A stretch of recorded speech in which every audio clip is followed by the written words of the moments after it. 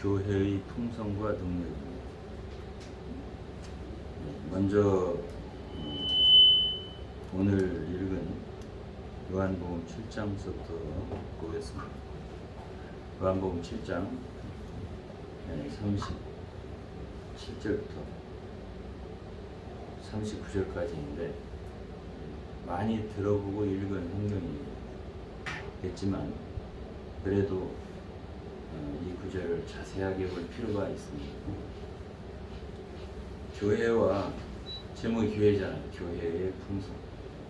그리고 교회와 요한복음 7장 37절로 39절이 어떤 관계가 있느냐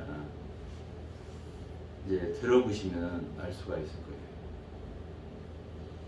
거예요. 여기에 명절이라고 하는 이 명절은 요한복음 8장 시작의 초막절입니다.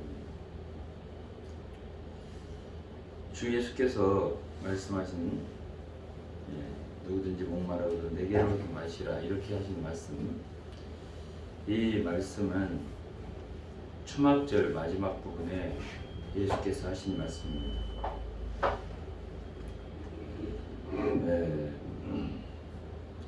근데 이제 먼저 주님이 유대인들이 당시에 초막절을 지키는 걸 쭉 보셨을 거 아니에요. 그분은 그곳에 예루살렘 성전에 초막절을 지키는 유대인들의 모습을 보시고, 초막절은 일주일간 7일간 지킵니다.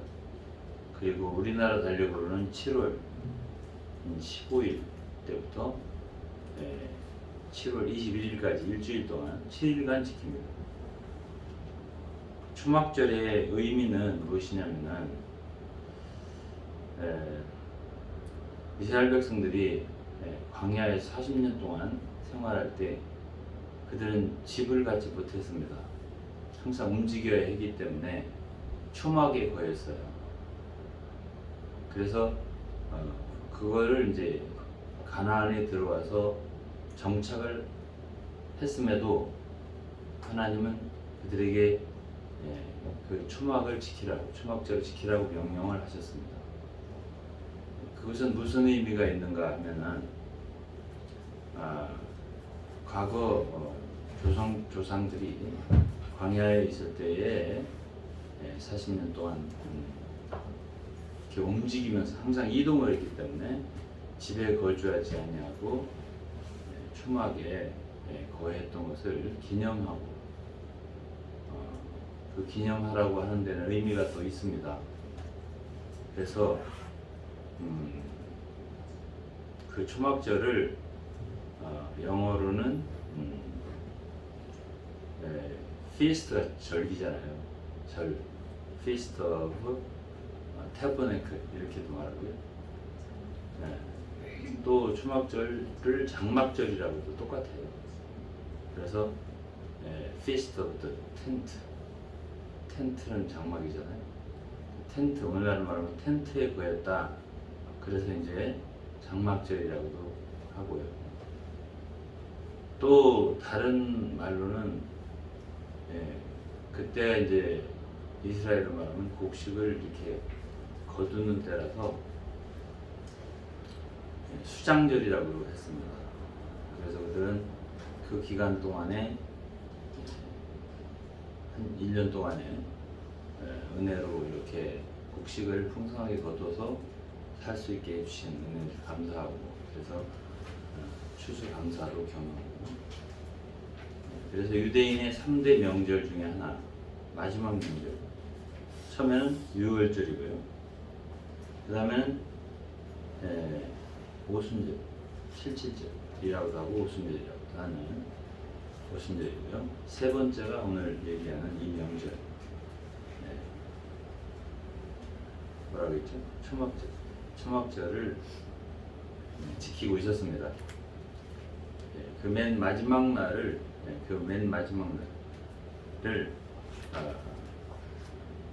그 유대인들은 굉장히 큰 의미를 부여해서 큰 구원의 날이다 이렇게 얘기를 하고요. 지금도 유대인들은 그 기간에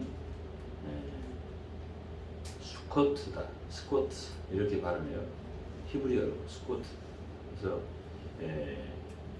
초막절을 지키고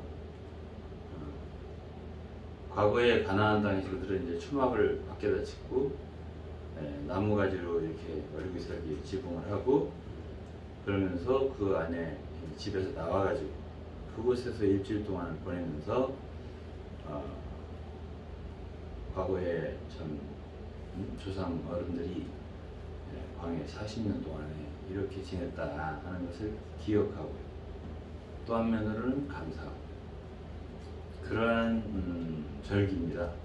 그리고서 그때 당시에 유대인들은 그 초막절에 실로암에 있는 물을 실로암은 하나의 흐르는 강물처럼 여기에 있었습니다. 예루살렘에 그 실로암의 물을 떠다가 길어다가 성전 제단에 붓는 그런 일을 했었어요. 그런 일을 계속한 것이 당시에 초막절을 지킨 유대인들이고 예수 그리스도께서는 그 상황을 보고 계셨어요. 그런데 그 마지막 날, 큰 날이라고 한 거는 당시에 유대인들은 그 초막절의 마지막 날을 큰 구원의 날이다 이렇게 하니까는 여기에 보면은 명절 끝날 곧 큰 날 이렇게 표현했잖아요. 그때 예수께서 크게 외쳐 가라사대 그랬잖아요. 그러니까 거기에 무슨 의미가 있으니까 주님이 그때를 잡아서 말씀하신 거 아니겠어요? 잘 음미를 해볼 필요가 있는 구절이에요. 이 구절이. 그런데 그때 예수님이 하신 말씀은 뭐냐면은 누구든지 목마르거든 내게로 와서 마시라. 나를 믿는 자는 성경의 이름과 같이 그 배에서 생수의 강이 흘러나리라. 이게 생수의 강이라는 말을 제가 이제 2주 전에 했고 계속 지금 이 말씀을 하고 있는 중이에요. 오늘은 이제 어느 정도 결론을 내려보려고 해요. 물을 갖다 붓는 일을 하니까 이제 주님은 그 의미를 이제 여기서 실제 예수 그리스도는 길이요 진리요 실제입니다. 진리라는 말이 실제라는 말. 그러니까 모든 것은 과거의 그림자잖아요. 하나의 형식이고 그림자로서 예표로서 하는 거지 실제는 예수 그리스도잖아요. 그러면 거기에 주님이 지금 얘기하고 있는 것은 여러분들이 지금 지내고 있는 절기는 하나의 예표적인 것이고 지금 내가 초막절의 실제다라고 말하고 싶은 거예요. 그런 말씀으로 했다고 저는 믿어요. 그렇게 해석해야 맞는 거고. 그런데 여기서 이제 성경의 이름과 같이 그랬어요.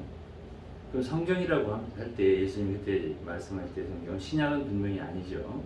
아직 쓰여지지 않을 때니까. 그러면 그때의 성경의 이름과 같이라는 말은 분명히 구약 성경을 얘기하겠죠.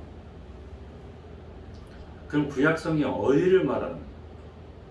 어디에서 나를 믿는 자는 생수의 강이 흘러나리다. 그 배에서 생수의 강이 흘러나리다. 이런 말은 없어요. 구약 성경을 아무리 봐도 예수를 믿는 자는 그 배에서 생수의 강이 흘러나리다. 이런 말이 없어요. 근데 여기서 요한은 분명히 이 예수께서 이렇게 말씀을 하셨다고 기록을 했단 말이에요. 우리가 이걸 생각해 볼 필요가 있는 거죠. 굉장히 저도 여러 학자들이 뭐라고 이 구절을 어디를 근거로 해서 성경 이름과 같이라고 했을까? 구약은 분명한데 어느 구절을 근거로 했을까?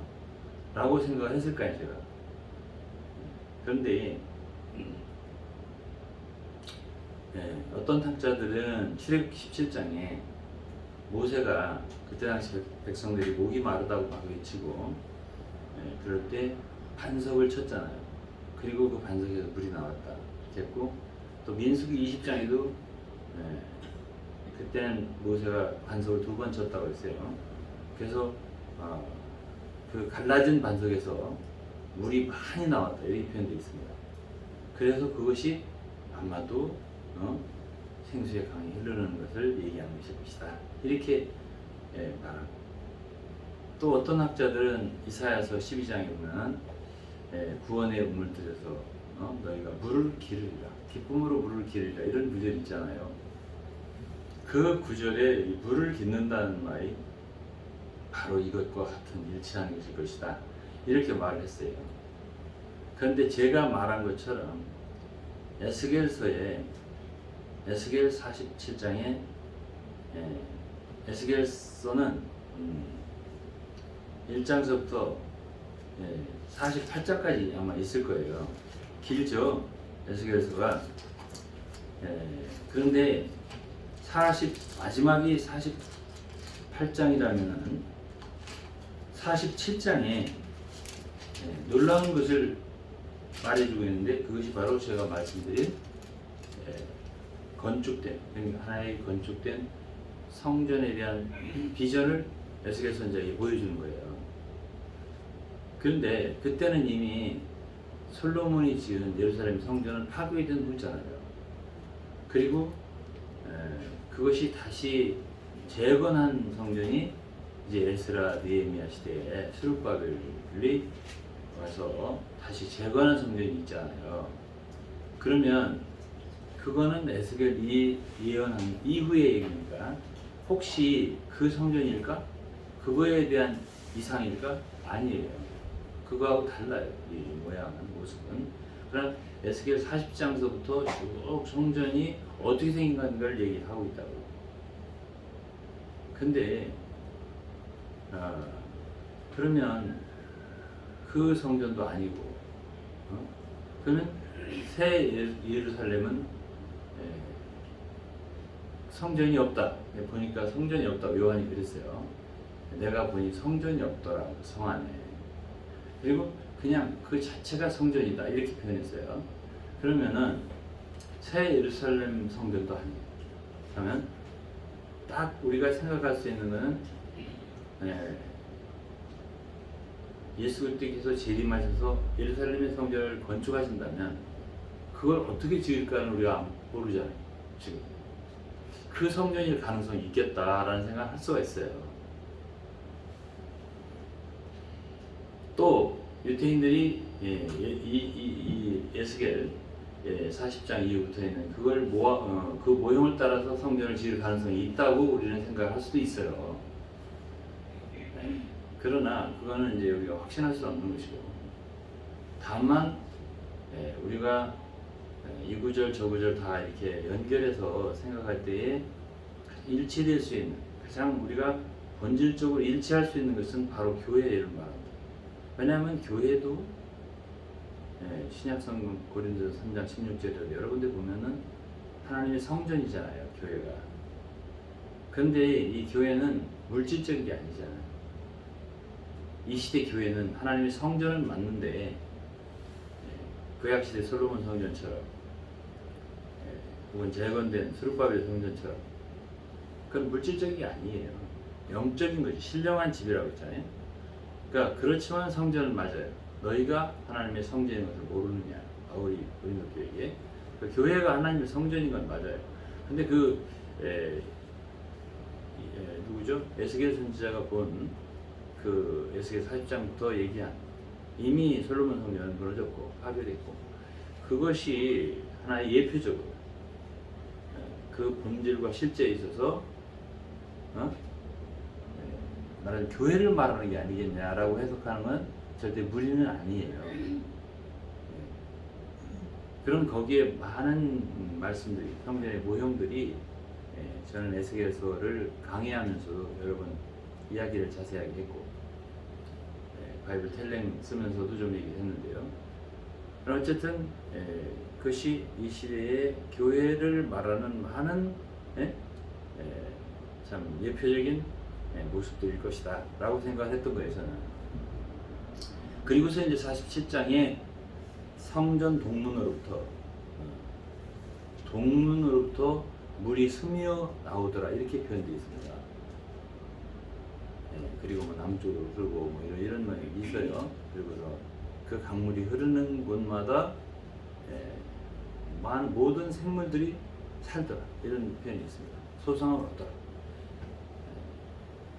그런데 이제 그 물이 처음에는 발목까지 올라오고, 그 다음에 또 어떤 분이 줄을 가지고 청량하니까는 그 다음에 무릎까지 올라오고, 그 다음에 허리까지 올라오고, 그 다음에 또 청량을 하니까 계속 청량할 때마다 깊어져서 나중에는 건널 수 없는 그런 강이 되고, 사람이 헤엄칠 수밖에 없는, 물에 떠내려갈 수밖에 없는 그런 강이 되더라. 이것이 이제 에스겔 47장이에요. 동문이라고 하는 건 그 성전에 여호와께서, 하나님께서 그분의 임재를 이렇게 거두실 때, 이게 에스겔 9장, 10장, 11장, 12장에서 그분이 이제 그것에 너무나 이 유대인들이, 당시에 이스라엘 백성들이 하나님을 우상으로 바꾸고 우상 숭배를 하던 시대였어요. 어쨌든 그분이 거기를 떠나셨단 말이에요. 그때도 동문을 통해서 떠나셨어요. 그러니까 그 동문을 통해서 그 물이 승리에 나왔다는 것은 요한계시록의 새 예루살렘에서 생명수 강물이 어디서 흐르냐면 하나님과 어린 양의 보좌로부터 흐른다고 했잖아요. 일치하는 개념이에요. 일치하는 개념이고, 결국 그 생명수의 근원은 하나님이시고 그의 아들 예수 그리스도고, 그리고 말하자면 제가 말씀드린 것처럼 십자가, 예수 그리스도의 십자가에서 그분의 옆구리가 찢겨지고 그곳에 피와 물이 흐르고. 근데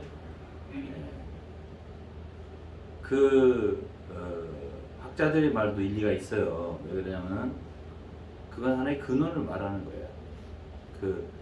출애굽 17장이라든가 민수기 20장에 모세의 지팡이, 율법의 지팡이잖아요.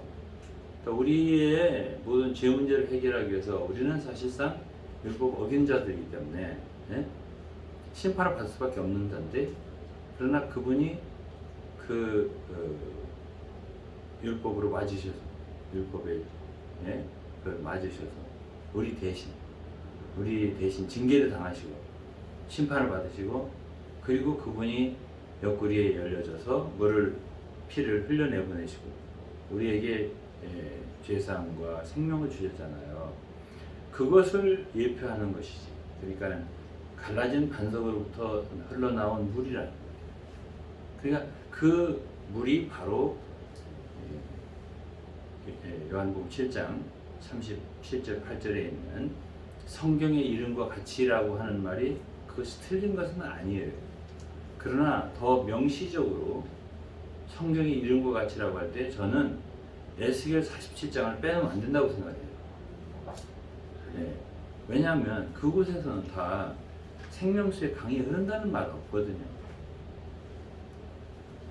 그리고 믿는 자의 배 속에서, 깊은 속에서 생수의 강이 흘러나온다, 이런 표현은 또 없어요. 그런데 에스겔의 47장에 있는 지어진 성전은 사실 오늘날 교회로 해석해도 된다고 내가 말했잖아요. 교회 예표가 될 수 있다, 성전은. 왜? 신약의 사도 바울은 교회가 성전이라고 했으니까요. 그러면 성전으로부터 그 강물이 흘러나오는데 그 근원은 우리 사람이 아니고요. 교회로부터 흐르더라도 그거는 교회의 머리 대신 그리스도이고, 그분의 옆구리로부터 흘러나온다고 해야 맞는 거죠. 그리고 그 흐름이 그렇게 흘러서 청량이 될 때마다 깊어져서 참 많은 사람들을 살리더라. 그렇게 해석하면 되죠. 그런데 나를 믿는 자는 성경의 이름과 같이 그 배에서 생수의 강이 흘러나리라. 그런데 그 흘러나는 그 사람의 배가 결국은 교회의 성도들, 말하자면 주님을 믿는 자들의 그 교회를 단수로 봐서 말할 수도 있는 거예요. 예? 나를 믿는 자는 그게 바로 교회라고 말할 수도 있는 거예요. 전체를 개인으로 표현할 수 있는 거니까. 그렇게 해서 흘러나는데 그 생수의 강이 흘러나는데 그렇죠? 그러면서 그 다음에 뭐라고 표현했냐면 요한복음 7장이에요. 39절이죠. 이는 그를 믿는 자의 받을 성령을 가리켜 말씀하신 것이라 이랬습니다. 그러니까 생명수의 강이 결국은 성령이 강이죠. 그 본질과 내용이 성령이란 말이에요. 근데 아직 예수님이 이 말 서서 외치실 때의 말씀은 그것이 이루어진 상황이 아니라 뭐라고 표현했냐면 이는 그를 믿는 자의 받은 성령이 아니에요.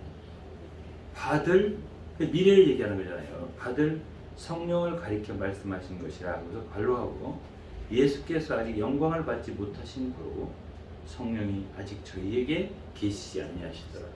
이 말씀에 대한 해석을 여러 사람이 이렇게 많이 얘기를 해요. 근데 솔직하게 제 마음에 그렇구나 라고 생각된 해석은 못 들었어요. 여러분들도 만일 이 부분을 마음에 쏙 들게 한번 말하는 분이 있나 그걸 한번 찾아보세요. 시원하지 않아요. 그러니까 저도 이 구절을 얼마나 많이 들어봤겠습니까? 근데 이것은 오순절 성령을 가르쳐요. 오순절 때에 사도행전 2장에 성령이 부어졌잖아요. 그때부터 뭐가 이 지구상에 이 땅에 출현했냐면 바로 교회예요. 모든 신학자들이 공인하는 게 있어요. 교회의 출생은 오순절이다. 그때부터 교회가 출생하고 교회 시대가 이루어진 거예요. 그러면 예수님이 지금 예루살렘에서 성전에서 초막절을 지키는 유대인들을 바라보면서 그 마지막 날 그들이 생각할 때 큰 구원의 날이에요. 그날에 서서 외치면서 나를 믿는 자 누구예요? 제가 교회로 해석했습니다. 나를 믿는 자는 그 배에서 생수의 강이 흘러나리 이랬습니다. 생수의 강이 흘러나리 이건 굉장히 대단한 예언이에요. 그런데 39절에서는 얘는 믿는 자들이 받을 성령, 그러니까 나를 믿는 자는 반드시 성령을 받는다는 뜻이고 받을 성령을 가리켜 말씀하신 것인데 이 성령이 아직 저에게 계시지 않다. 왜 그러냐면 아직 그분이 영광을 받지 못했기 때문이라고 했습니다. 그러면은 그분이 믿는 자들 속에서 강물이 되어 흘러나오는 성령, 그 생수의 강은 반드시 그분이 영광을 받으신 후에라야 되는 거예요. 그러면 그것이 그분이 십자가에 죽으심과 부활 이거를 말하지 않는다고 말하셨죠. 누가복음 24장이면 인자가 고난을 받고 영광으로 들어가야 할 것이 아니냐 이렇게 말씀하신 게 있잖아요. 그러니까 그거는 분명히 주님의 고난, 십자가의 죽으심, 구약으로 말하면 반석이 깨어져서 열려져서 거기서 생수가 나오듯이 예수 그리스도의 옆구리에서 피와 물이 흘러나오는 그것을 예표하는 건 분명한 일이거든요. 그럼 그때부터 말하자면 이 땅에는 생수의 강이 흐르는 시대가 온다. 그것이 말하자면 유대인들이 그때 당시에 지키는 초막절의 실제다 라고 말씀하신 게 아니냐라고 제가 해석을 합니다. 그리고 저는 이것을 2주 전부터 이야기를 해왔어요. 오늘 이제 제가 이렇게 이 구절들을 해석하면서 이스라엘 백성들은 당시에 초막절을 지키면서 그걸 스코트라고 제가 말했습니다. 히브리어로. 지금도 그렇게 지켜요. 지금은 가나안 살 때처럼 밖에 나가서 초막을 짓고 하지 않고 그냥 베란다나 무슨 테라스나 이런 데다가 하고서 한다고 하더라고요. 근데 이 초막절을 제가 아까 말한 Feast of Tabernacle이라고도 한다고 그랬잖아요. 이렇게 텐트라고도 하고 태버네클이라고 하는데 교회라고 할 적에 교회의 가장 기본 단위는 개인이 아니라 사실은 가정이에요.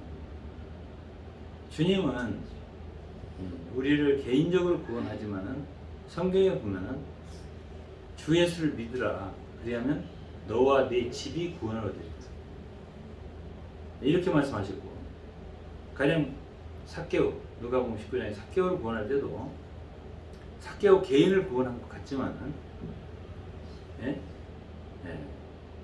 이 집에 구원이 이르렀다 이랬습니다. 삭개오 집에 영접을 했죠. 삭개오가 자기 집으로. 이 집에 구원이 이르렀다.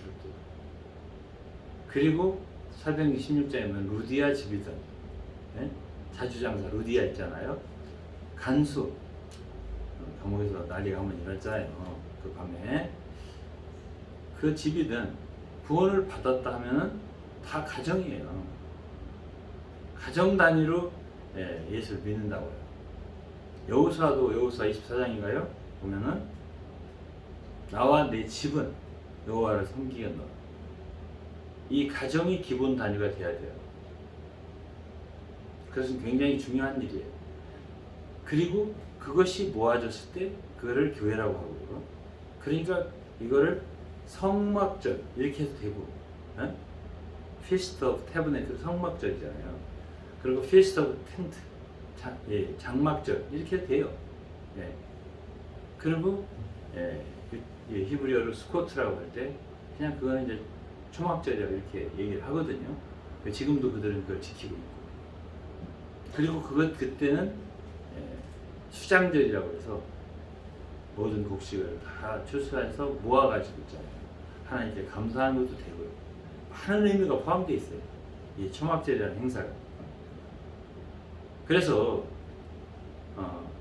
이 교회 시대는 이 말씀을 볼 때에 생명 강물이 넘치게 흘러가면서 많은 사람들을 유익하게 하고 살리는 그러한 시대이기도 하고, 그 의미하기도 하고요. 그게 생명수가 흘러야 돼요. 교회는 생명 강물이 흐르는 곳이에요. 그래서 많은 사람들을 살릴 수 있는 곳이어야 돼요. 그 다음에는 가정이 좋아야 돼요. 가정별로 다 함께 믿을 수 있어야 되고 함께 즐길 수 있어야 돼요. 그들이 텐트를 칠 때 그 장막에 광야에서 초막에서 살 때 가정별로 했어요. 그러니까 그걸 기념하는 초막절을 가나안 땅에 들어와 지킬 때도 가정별로 했겠죠. 지금도 그렇게 하니까. 그러니까 그것이 다 모아질 때 그걸 교회라고 할 수밖에 없어요. 그래서 교회 생활은 가정들이 좋아야 돼요. 가정들이 단위가 돼야 돼요. 그래서 가정은 모든 구성원들이 먼저 주님을 위해서 온 가정이 다 함께 하나님을 사랑하고 또 섬기고 찬양하고 기도하고 그런 가정이 되기를 힘써야 되고 원해야 되고 그렇게 돼야 돼요. 반드시. 그것이 우리의 할 일이에요. 내가 여기서 좀 한마디를 이런 말을 하는데 절대로 가정에서 불화를 일으키는 일은 하지 말아야 돼요. 남편도 그렇고 아내도 그렇고 자녀들도 마찬가지예요. 특히 사춘기에 있는 자녀들이나 또 사춘기를 넘어서도 아직 결혼하지 않은 자녀들, 결혼 문제 내가 한마디 짚고 넘어갈 거예요. 성경에서는 있잖아요. 아이들의 결혼에 대해서 말한 곳이 있어요. 신약의 사도 바울이 고린도전서 7장에 말했습니다. 딸이 시집을 가고 안 가고에 대해서 부모의 권위가 커요. 그거 좀 내가 읽어드릴게요. 성경 안 읽고 얘기하면은 진짜 그런가 이렇게 할 수 있잖아요. 음.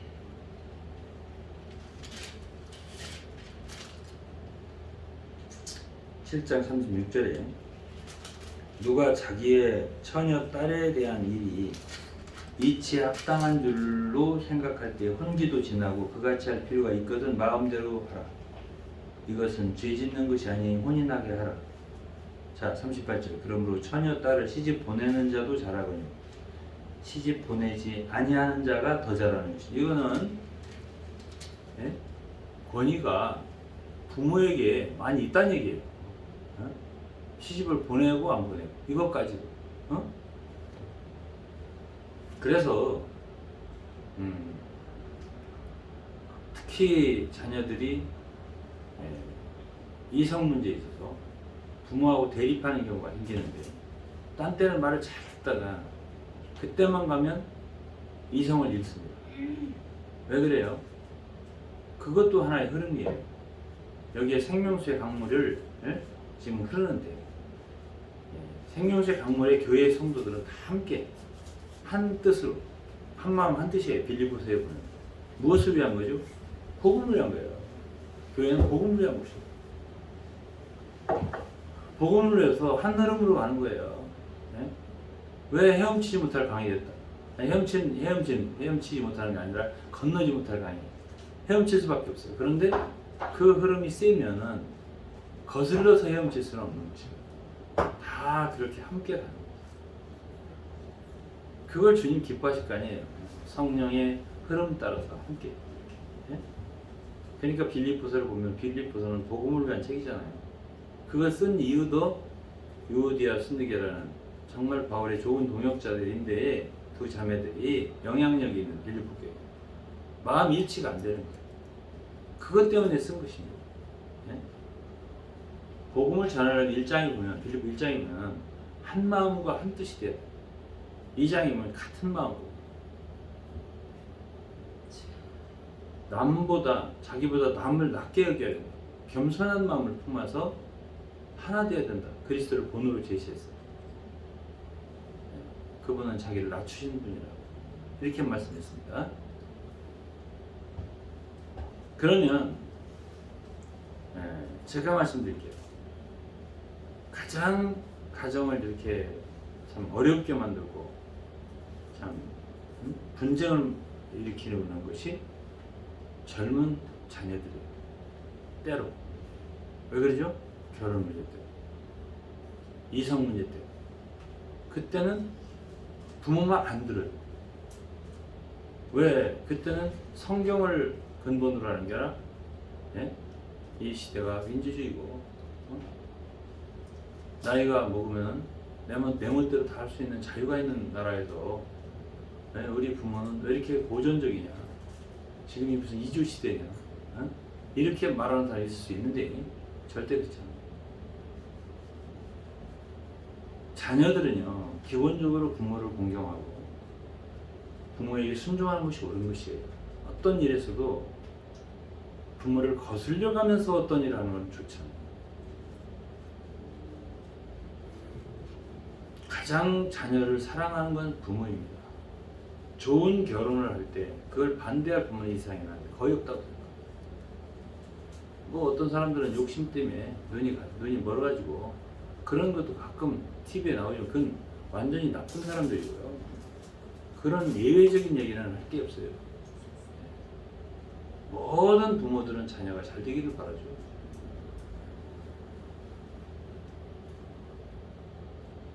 그래서 이 초막절을 우리가 얘기하고 지금 그 명절 큰 날에 주님이 말씀하시는데 이 초막절을 지킨다. 이거는 첫째로 가정 단위고 이걸 아셔야 돼요.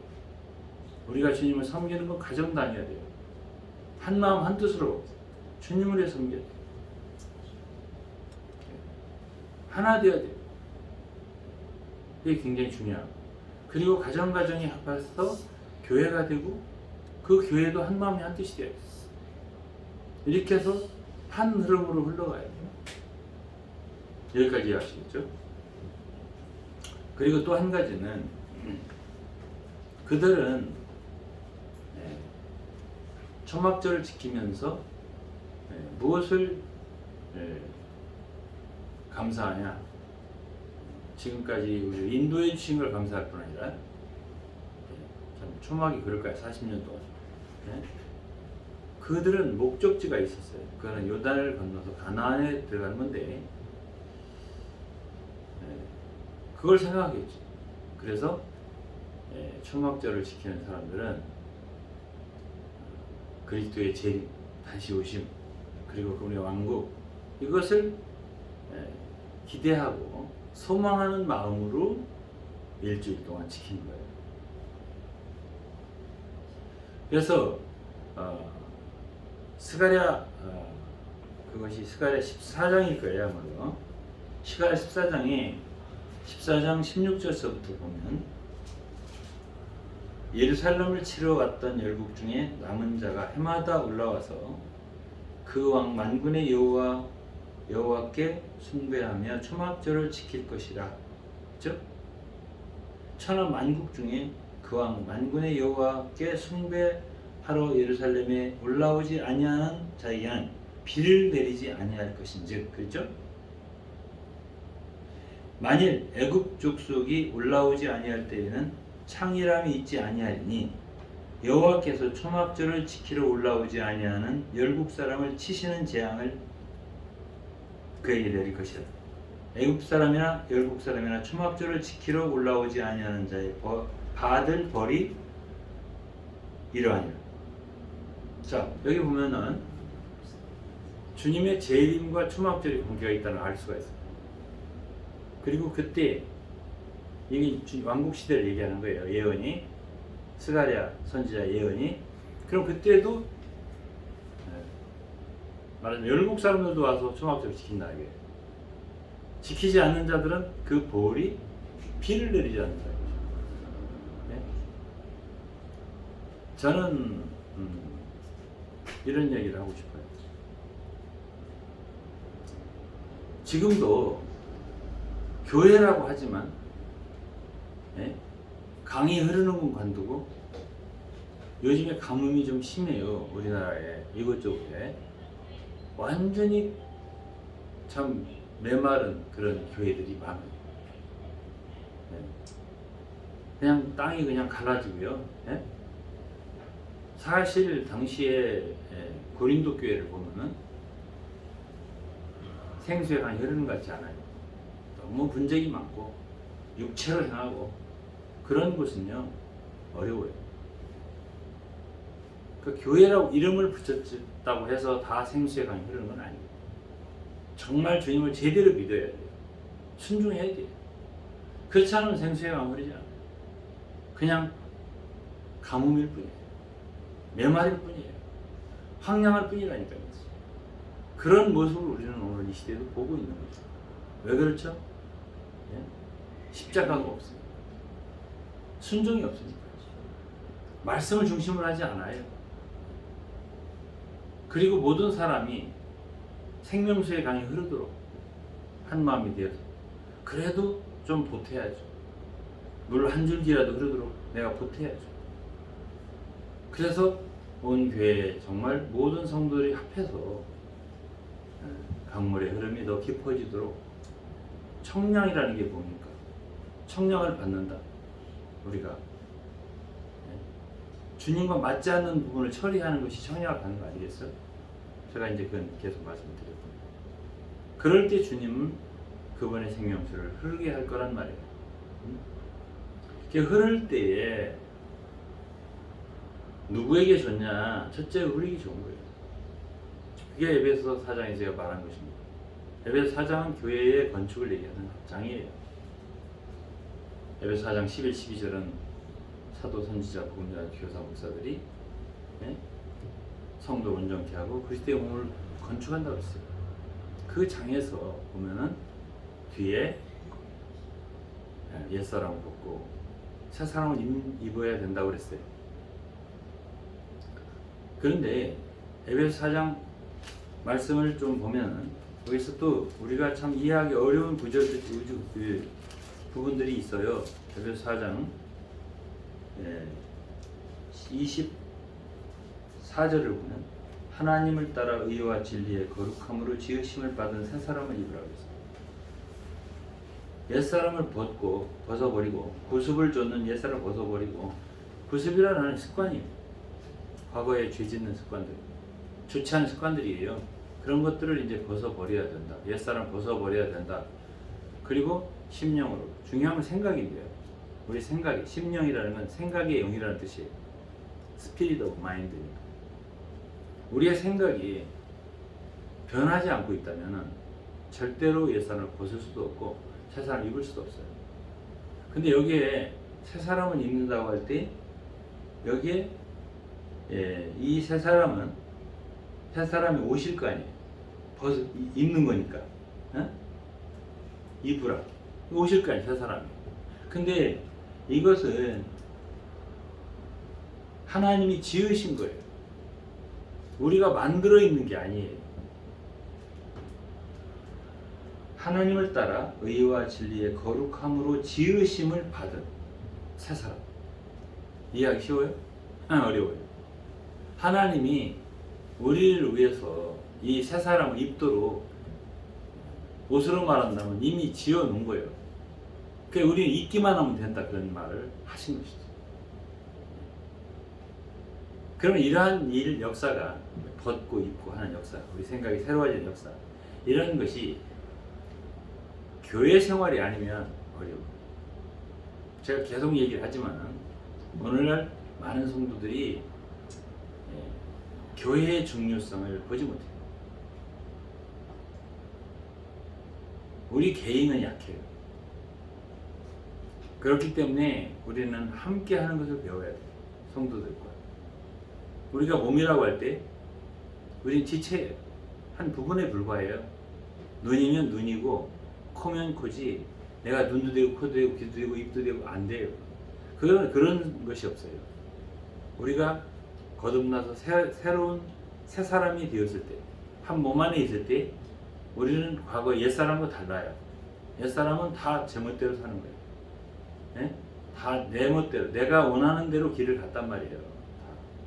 그러나 우리가 그것을 떠나서 예수 그리스도께 돌아왔을 때 우리는 새 창조가 되고 새 사람이 되었는데, 새 사람은 내 멋대로, 내 멋대로, 나의 독자적인 내가 전체가 아니에요. 우리는 즉시 그리스도의 몸이라고 하는 하나의 부분이 되는 거지 내가 전체가 아니에요. 그런 사람으로 우리가 구원을 받은 거예요. 그렇다라고 하면 나는 반드시 다른 지체의 도움이 필요한 사람이에요. 그래서 몸이야만이 풍성한 거예요. 제가 오늘 제목이 교회의 풍성이라 했잖아요. 몸만이 풍성한 거예요. 왜? 그것이 강물이 흐르는 것이죠. 네? 제가 물을 가지고 얘기했잖아요. 요한복음 4장에 사마리아 여인은 물을 마셨다. 한 병의 물을 마셨다. 네? 생수를 마셨죠? 만족했어요. 자기의 공허함이 해결됐어요. 그렇지만 요한복음 7장에는 생수의 강이 흐른다. 그거는 마시는 잔, 생명수를 마시는 잔, 그 결과가 생명수의 강이 되어 흐른다고 그랬잖아요. 이 7장은 4장에서 더 발전된 개념이에요. 그거는 바로 교회가 이루어졌을 때 생겨난 현상이에요. 그러니까 우리가 교회 생활을 합당하게 하지 않으면 우리는 연약함을 면치 못하고요. 이 세상에 흘러가는 풍조에 떠내려갈 수 없어요. 밖에 없어요. 약하니까. 그러나 지체들과 함께 할 때 우리는 강해질 수가 있어요. 그래서 이제 에베소 몇 군데 보고 마칠 거예요. 에베소 1장 18절. 이때 이제 사도 바울은 16절부터 감사하면서 기도를 하기 시작했습니다. 이 18절도 기도예요. 내용이. 너희 마음을 밝히사 그의 부르심의 소망이 무엇이며 성도 안에서 그 기업의 영광의 풍성이 무엇이며. 여기 풍성이 나오죠? 네? 부르심의 소망도 우리는 여기서 말씀하시는 걸 왜 부르심의 소망을 못 볼까? 왜 그래요? 우리의 마음 눈이 밝혀지지 않았기 때문이다. 이렇게 말할 수밖에 없습니다. 우리가 보는 거는 물질적인 것이 많이 보이죠. 우리 마음속에 그거밖에 별로 없잖아요. 그러나 바울사도 로마서 8장에서 보이는 소망은 소망이 아니다. 보이는 것을 누가 바라라? 이런 말했습니다. 그러니 보이지 않는 것을 바란다면 참으로 기다릴지. 이게 로마 8장이 말한 거예요. 그렇다면 바울이 보는 거하고 우리가 보는 거하고 분명히 차이가 있는 거예요. 그는 보이는 소망이 무슨 소망이냐 이렇게 표현했어요. 그리고 우리는 미래에 대한 부자 됐으면 좋겠다, 뭐 했으면 좋겠다, 다 그 모든 게 다 보이는 거잖아요. 그런 것에 대한 소망이 아니고 바울은 보이지 않는 그런 소망을 참 소망을 갖고 있는데 이게 잘 안 보여. 왜 그러죠? 우리의 눈이 밝지 않아서. 그러니까 바울이 이걸 기도했어요. 바울도 내가 너의 눈을 밝혀주겠다 못하는 하나님이 밝혀줘요. 기도하자. 그러니까 우리 눈이 밝아질 필요가 있어요. 그래야 이 부르심의 소망도 알고 그 다음에 성도 안에서 그 기업의 영광의 풍성. 이것도 교회예요. 성도잖아요. 성도. 한 성도가 아니야. 성도 안에서 그 기업, 하나님의 기업의 교회는 그 영광이 있다. 교회. 영광의 풍성이 있다는 거죠. 교회엔 풍성이 있는 거예요. 우리가 이렇게 잔치를 해봐도 한 사람이 가져오는 거 가지고는 부족하잖아요. 그러나 여러 사람이 조금씩 합할 때 풍성해지는 것처럼 교회는 한 지체만 떼놓고 보면 약하고 참 부족하지만 그러나 다 합해놓을 때 그러나 그게 100명, 1000명 돼도 각각 떨어진 그런 생활을 하고 개인주의적인 그런 생활을 한다면 교회가 아니에요. 수많은 개인들이죠. 교회라고 하는 것은 서로 연결되는 것이 없으면 교회가 아니에요. 우리 몸도 코나 눈이나 다 이런 것이 연결되어서 움직일 때 그것이 몸이잖아요. 이쪽을 쳐다봐야 되는데 저쪽을 쳐다본다. 그건 사팔이지. 정상이 아니잖아요. 아니 앞으로 걸어가는데 자꾸 옆으로 걸어. 그게 사람이니까 개이지. 그래서 이 몸은 다 같이 한 뜻으로 움직여야 돼요. 머리의 지시를 받아가지고. 그게 몸이란 말이에요. 그런 몸이 있을 때만이 이 풍성이 있다 이 말이에요. 그 다음에 또 9절이 뭐냐면 19절에 그의 힘의 강력으로 역사하심을 따라 믿는 우리에게 베푸신 능력이 지극히 크심이 어떤 것을 너희로 알게 하시기를 구하노라 그랬습니다. 그러니까 교회 안에는 제가 오늘 제목이 뭐라 했죠? 풍성과 능력. 교회의 풍성과 풍성한 곳이다. 그리고 능력이 있다. 여기 뭐라 했어요? 하나님은 모든 일을 역사를 했다 하면 강하게 역사합니다. 그 힘의 강력으로 역사하심을 따라 뭐든지 강하게 역사하세요. 그걸 저항할 수 있는 세력은 없어요. 마귀도 저항 못해요. 그 어떤 힘도 저항 못해요. 그런데 그러한 능력으로 역사를 하심을 따라서 믿는 우리에게 교회이죠. 베푸셨다는 거예요. 뭐를? 능력이 지극히 큰 것을. 그것을 우리가 모르잖아요. 교회에 주셨다는 걸 모르잖아요. 그러니까 교회를 그만큼 중요시 안 하는 거죠. 네?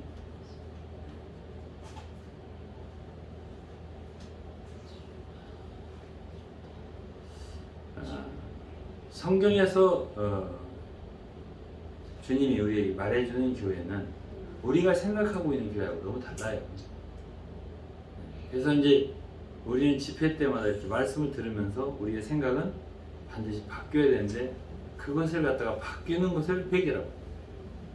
헬라어로 메타노이아, 그것이 회개인데 영어로 리펜트 그러잖아요. 메타노이아라는 말은 노이아, 누스, 생각이라는 말이고 노이아. 메타라고 하는 건 바꾼다는 거예요. 생각이 바뀌어야 돼요. 우리의 생각이 과거에 생각했던 교회하고 이 성경에서 말씀하고 있는 주님이 말씀하고 있는 교회하고 다르다. 아, 중요하군. 그렇다라고 한다면 나는 우리 주위에 있는 지체들을 정말 나의 지체로 나에게 가장 필요한 나의 도움이 되는 그들이 없으면 내가 안 되는 그런 사람을 보는가. 그렇지 않으면 나는 나 혼자 그냥 신앙생활 잘하면 돼 라고 생각하는 개인주의적인 독립적인 생각이 여전히 있는가. 그럼 우리는 영원히 그 풍성을 누리지 못해요. 그리고 그 능력도 우리는 체험하지 못해요. 그냥 한 잔에 한 컵에 물 마시고 조금 갈급함을 채우고 그리고 공허함을 채우고 그리 사는 수밖에 없어요. 교회가 주는 풍성은 우리에게만 필요할 거 아니라 하나님 필요해요. 주님 필요해요. 주님.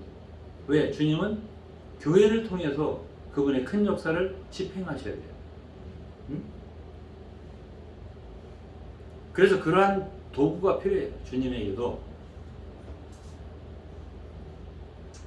아니, 이 한 컵의 물은 내 자신이 공허함을 채울 수 있긴 해도 주님은 지금 수력 발전을 해서 큰 역사를 해야 되는데 그거는 개인으로 안 돼요. 한 잔의 물을 마시는 것 정도가 안 돼요. 많은 물이 합해져서 저수지처럼 되어서 그것이 폭포처럼 흘러서 거기에서 뭔가 역사가 일어나죠. 그것이 바로 오순절 성령 받은 물이었어요. 그때 성령 받은 사람들이 그 박해에도 불구하고 온 땅에 복음을 전하기 시작한 거예요. 그것이 그 생수의 강의 흐름이 흘러가는 거라고 나는 생각을 합니다. 그런데 그것이 어느 때인가부터 인수는 많아졌는데 흐름은 없어졌어요. 우리나라 교회도 초기에 인수가 지금부터 훨씬 적었습니다. 그러나 그때는 그리스도인 수가 엄청 작았어도 흐름이 있었어요. 이 사회에 영향을 줬습니다. 세상에 영향을 줬어요. 오늘날은 인수는 많아졌는데 세상 사람들이 교회를 염려합니다. 어떻게 저러냐, 교회. 우리만 또 못하다. 뭐 그런 소리를 하는지 안 하는지 모르지만 그런 정도로 세상이 염려할 정도로 돼버렸어요. 초기는 안 그랬어요. 1900년대 초기에는. 얼마 안 되는 그리스도인들이 오늘 세상에 영향을 미쳤어요. 그렇게 뭔가가 흘러가게 하려면 그때처럼 절대적이어야 돼요. 정말 우리는 개인 중심이 아니라 교회 중심이 돼야 돼요. 우리 마음 생각이. 그렇게 안 되면 결단코 하나님의 뜻은 우리를 통해 이룰 수가 없어요. 안 돼요.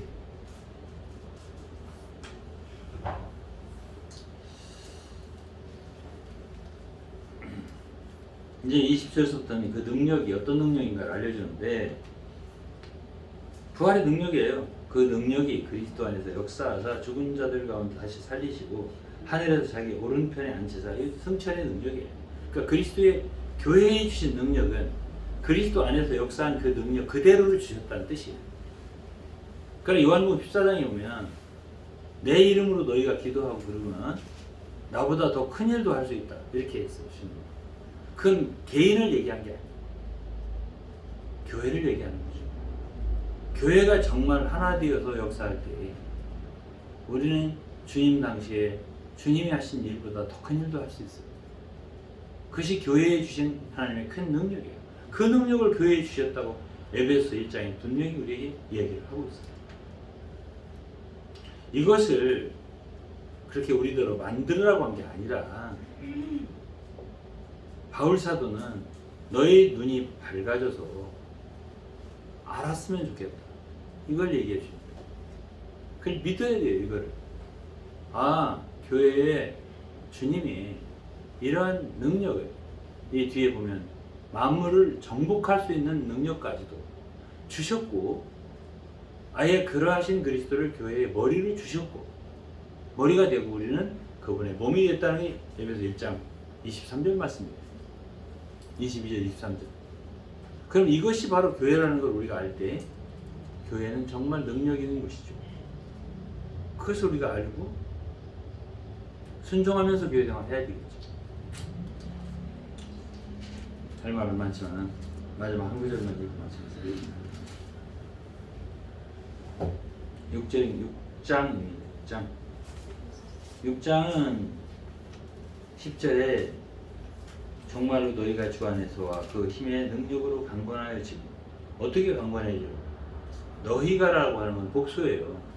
우리 개인이 강해지라는 뜻보다도 교회가 그분의 능력으로 강건하여지라 했습니다.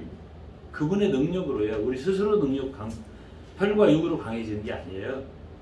그분의 힘의 능력으로 강건하여지라. 그럼 우리가 강해질 수 있어요. 우리 성도들이 함께 하고 함께 주님께 기도할 수 있다. 또 전신갑주를 입으라 그랬는데 전신갑주도 혼자 입는 게 아니에요. 교회가 입는 거예요. 한 사람 한 사람이 한 부분씩이라도 입으면 되잖아요. 네? 아니 우리 지체라면 여기도 한 벌 입고 팔도 한 벌 입고 발도 한 벌 입나요? 그래서 다 팔에 맞는 게 있고, 이 의회들에 맞는 게 있는 거예요. 눈에는 이렇게 눈에 쓰는 안경이 있는 거고, 눈에도 한 벌 있고 코에도 한 벌 있고 이게 아니거든. 전신갑주는 모든 지체들이 골고루 입는 거예요. 그럴 때 한 벌 옷이 입는 거예요. 그래 전신갑주 개인이 입는다고 생각해. 하는 사람 개인이 전신갑주 입는 거예요. 아니 몸이 입는 것이죠. 나는 그러한 믿음의 방패가 없을지라도 다른 지체가 있습니다. 내 것이고, 나는 그러한 참 진리 허리띠가 없을지만 어떤 사람 진리 허리띠를 띠는 거고, 나는 평안의 복음에 예비한 신을 못 신을지라도 다른 지체가 신었고 복음에 대해서 또 무슨 흉패라고 했나, 어떤 흉배를 믿음의 방패를 갖고, 그렇죠? 의의 흉패를 붙이고, 이런 모든 것은 지체들이 하나씩 이렇게 더해질 때 온전히 전신갑주를 입을 수가 있게 된다, 이런 얘기가 되겠습니다. 그리고 마지막으로 중요한 구원의 투구도 써야 돼요. 구원의 투구와 성령의 검 굉장히 중요합니다. 제가 기도를 이걸 가지고 많이 합니다. 저에게는 성령의 검이 필요하다. 하나님의 말씀이죠. 그렇죠? 이를 위해서 성령 안에 기도하고 무시로 기도하고 깨어 구하기를 항상 힘써라 이랬습니다. 여러 성도를 위하여 구하고 여러 성도를 위해 기도해야 된다, 그런 뜻이 되겠습니다. 또 19절이면 또 나를 위하여 구할 것은, 나를 위해 누구죠? 바울. 내게 말씀을 주사 나로 입을 벌려 복음의 비밀을 담대히 알리게 하옵소서 할 것이니, 내가 이 일을 위하여 쇠사슬의 사신이 된 것은 나로 이 일에 당연히 할 말을 담대히 하게 하소서. 바울 사도가 이런 기도의 요청을 한 것은 놀라운 일이에요. 왜? 이때 에베소서를 쓸 때는 바울이 사도행전 28장에 로마 감옥에 있을 때, 그러면 그 이전에 벌써 갈라디아서도 썼고, 훨씬 전에 로마서도 썼고, 아마 이제 고린도에서 썼을 거예요. 사도행전 18장 아마 그때 갈라디아 썼을 거고, 19장 로마서 갈라디아 썼을 거고, 로마서도 고린도에 썼을 것 같아요. 그냥 훨씬 이전들이다 이 말이에요. 근데 지금 에베소서 같이 이렇게 귀한 서신, 놀라운 서신이잖아요. 계시가 높은 이런 말씀을 써놓고도 성들이 뭘 구하죠? 내게 말씀을 좀 달라. 응? 그 정도면 충분하잖아요. 더 이상 필요가 없을 거 아니에요. 바울가 이 정도만 계시가 있어도. 근데 아니에요. 우주가 무한하듯이요. 네? 어떤 사람들은 이 정도면 자기 계시가 다 열려져서 끝났다고 한다는데, 네? 그런 분들은 이 광대한 우주를 갖다가 자기 방에다가 놓고서 이게 우주라고 하는 사람과 똑같아. 끝이 없는 거예요, 말씀. 네? 그 말씀을 달라고 기도를 해달라고 나를 위해서 이렇게 바울이 말하고 그 다음에 또 뭘 말했어요? 네? 그 복음의 비밀을 사람들이 알리게 해달라. 복음의 비밀. 아니 로마서가 복음이잖아요. 다 말했잖아요. 근데 무슨 또 말씀을 주시냐고. 이것이 다 바울 사도 자신의 몸의 의례예요. 그도 이 모든 것이 필요하다. 또 나에게 지체들의 도움이 중보기도가 너무 필요하다. 네? 그런 얘기예요. 바울이 그럴진데는 우리는 얼마나 더 필요하겠습니까? 그리고 당연히 할 말을 담대하게 해달라. 당연히 할 말을. 바울도 아직 다 당연히 할 말을 다 못한 거야. 응? 그게 무엇일까? 저는 이제 개인적으로 할 말이 많아요. 바울이 할 말을 다 못했다는 뜻이에요. 저도 그래요. 지금 저도 당연히 할 말이 남아있어요. 저도. 그래서 저를 위해서도 기도를 해주셔야 돼요. 강하고 담대하게 해주셔야 되고요. 그리고 당연히 할 말을 해야 되고. 이 시대에 얼마나 간교한 이단들이 많습니까? 아주 교활하고 너무 비슷하고 똑같고 그런데 아니에요. 이런 것들을 말해야 할까요? 속아 넘어가고 있는 불쌍한 사람들. 그리고 자기들이 아무것도 모르고 다 아는 것처럼 착각하고 속임당. 이런 많은 것들을 향해서 말을 해야 할 거 아니에요. 다. 여러분들은 제가 말을 해야 할 것 같아요? 안 해도 될 것 같아요? 그럼 기도를 해요. 그런 얘기를 하면서 제가 마치고 싶은데요. 여전히 저를 위해서 기도가 필요해요. 바울은 이때도 성도들에게 구했어요. 내게 말씀을 좀 달라고 기도해요. 그리고 당연히 할 말을 담대하게 해달라고 기도해달라고. 바울은 담대해요. 말하지 않아도 기도하지 않아도 담대해요. 그렇게 해왔어요. 지금까지 감옥에까지 갇혔고. 근데 그게 아니 되는 거예요. 나에겐 기도가 필요하다고 말하는 거예요. 여러분 교회의 구축과 함께함과 기도가 얼마나 중요한지 아세요? 우리는 더 큰 일을 해야 돼요. 여기서 만족하면 안 된다 그런 뜻입니다. 제가 말씀을 너무 오래 전한 것 같습니다. 여기서 마쳐야 할 것 같습니다. 기도할 때 하나님 감사합니다. 오늘은 교회의 품성과 능력에 대해서 좀 보았습니다. 제가 다 전하지 못한 부분, 가르치지 못한 부분이 있다면 주의 성령께서 각 사람 마음에 조명해 주시고 더 알려주셔서 이 계시 안으로 더 들어갈 수 있도록 도와주시옵소서. 예수 그리스도 이름으로 감사드리며 기도드리옵나이다.